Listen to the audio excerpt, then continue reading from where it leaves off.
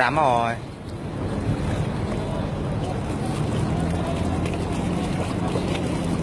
Xuống rồi. Ai à? Đi Ôi mẹ kìa. ơi. Đi mẹ mày nhá. Đi mẹ quá rồi ác. Đi mẹ quá mày nhá. Bước đi. Ôi đi mẹ Đi ghê mẹ kìa. mày. Dã man đấy. Thằng nào đấy? Địt mẹ hồi.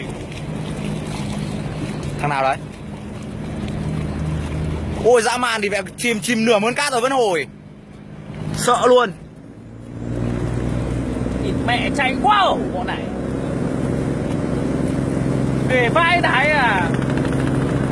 Cái đấy nó phải lì nhảy thì mẹ nó vẫn đâu cái gà nó lừa nó xuống. Được này. Được, tay lái cứng thằng nào này? Không có 7, chắc phải số 6. À không có 7. Không có 7. Con vươn mình á. Thằng này quá lì luôn thì mẹ. Phải nói thằng này lái không được. Đua đi tiền đấy. Ủa đúng điều viên 07 thì mẹ mày quá giỏi, bạn này quá giỏi. Anh em dân thuyền bè phải cho một like đẳng cấp. Anh em dân thuyền bè phải nể đồng chí này ấy. Quá lì ấy. Ôi trời ơi. Nhưng mà cơ bản bông tông nó cũng không ấy, không như bông Điên à thì mẹ nó sấn lại. quả đấy bông chìm là xuống rồi.